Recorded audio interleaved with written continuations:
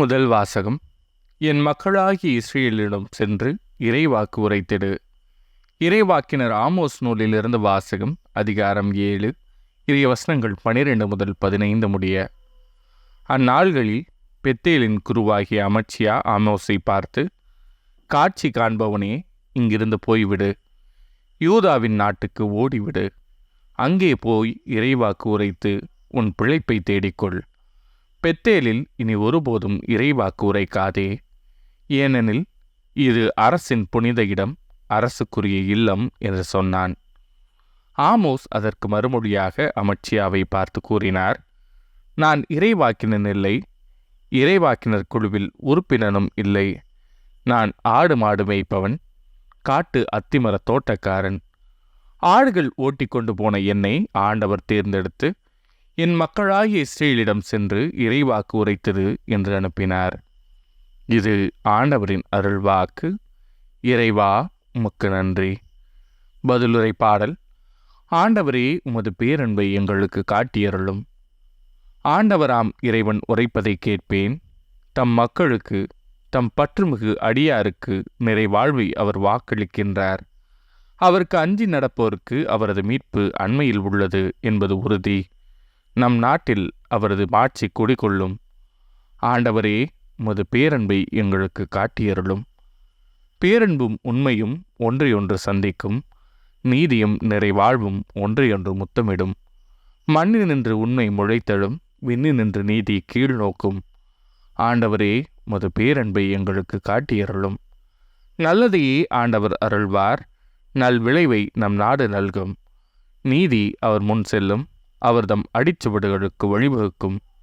ஆண்டவரே, உமது பேரன்பை எங்களுக்கு காட்டியருளும். இரண்டாம் வாசகம். உலகம் தோன்றுவதற்கு முன்பே கடவுள் நம்மை கிறிஸ்து வழியாக தேர்ந்தெடுத்தார்.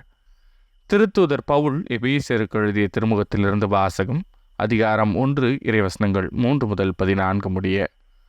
நம் ஆண்டவராகிய இயேசு கிறிஸ்துவின் தந்தையும் கடவுளுமானவர் போற்றி.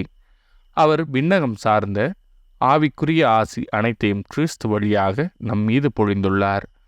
நாம் தூயோராகவும் மாசற்றோராகவும் தம் திருமுன் விளங்கும்படி உலகம் தோன்றுவதற்கு முன்பே கடவுள் நம்மை கிறிஸ்து வழியாக தேர்ந்தெடுத்தார். அவர் நம்மை இயேசு கிறிஸ்துவின் மூலம் தமக்கு சொந்தமான பிள்ளைகளாக்கிக் கொள்ள அன்பினால் முன்குறித்து வைத்தார். இதுவே அவரது விருப்பம், இதுவே அவரது திருவுளம். இவ்வாறு தம் அன்பார்ந்த மகன் வழியாக நம் மீது ஒப்புயர்வற்ற அருளை பொழிந்தருளியதால் அவரது புகழை பாடுகிறோம்.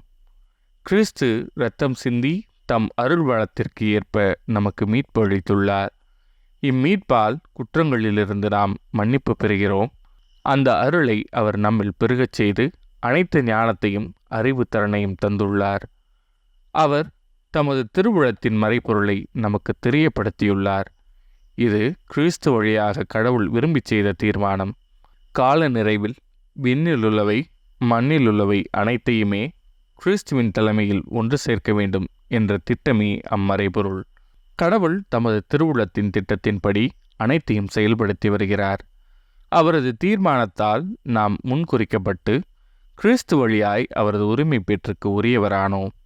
இவ்வாறு கிறிஸ்துவின் மேல் முதலில் நம்பிக்கை வைத்த நாங்கள் கடவுளுடைய மாட்சியை புகழ்ந்து பாட வேண்டுமென அவர் விரும்பினார்.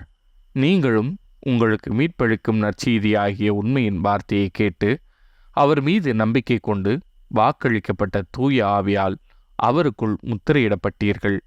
அந்த தூய ஆவியே நாம் மீட்படைந்து உரிமை பேறு பெறுவோம் என்பதை உறுதிப்படுத்தும் அடையாளமாக இருக்கிறது. இவ்வாறு கடவுளது மாட்சியின் புகழ் விளங்கும். இது ஆண்டவரின் அருள்வாக்கு. இறைவா, உமக்கு நன்றி. நற்செய்தி வாசகம். இயேசு 12 இருவராக அனுப்பினார். மார்க் எழுதிய தூய நற்செய்தியிலிருந்து வாசகம். அதிகாரம் 6, இறைவசனங்கள் 7 முதல் 13 முடிய. அக்காலத்தில் இயேசு 12 தம்மிடம் வரவழைத்து அவர்களை இருவராக அனுப்பத் தொடங்கினார். அவர்களுக்கு தீய ஆவிகள் மீது அதிகாரமும் அளித்தார். மேலும் பயணத்திற்கு கைத்தடி தவிர உணவு, பை, இடைக்கச்சியில் செப்பு காசு முதலிய வேறு எதையும் நீங்கள் எடுத்துக்கொண்டு போக வேண்டாம். ஆனால் மிதியடி போட்டுக்கொள்ளலாம். அணிந்திருக்கும் அங்கி ஒன்றே போதும் என்று அவர்களுக்கு கட்டளையிட்டார். மேலும் அவர், நீங்கள் எங்கேயாவது ஒரு வீட்டுக்குள் சென்றால் அங்கிருந்து புறப்படும் வரை அவ்வீட்டிலேயே தங்கியிருங்கள். உங்களை எந்த ஊராவது ஏற்றுக்கொள்ளாமலோ உங்களுக்கு செவி சாய்க்காமலோ போனால் அங்கிருந்து வெளியேறும்போது உங்கள் கால்களில் படிந்துள்ள தூசி உதறிவிடுங்கள். இதுவே அவர்களுக்கு எதிரான சான்றாகும் என்று அவர்களுக்கு கூறினார். அப்படி அவர்கள் புறப்பட்டு சென்று மக்கள் மனமாற வேண்டுமென்று பறைசாற்றினார்கள். பல பேய்களை ஓட்டினார்கள். உடல் நலமற்றோர் பலரை எண்ணெய் பூசி குணப்படுத்தினார்கள். இது ஆண்டவரின் அருள்வாக்கு. கிறிஸ்துவே உமக்கு புகழ்.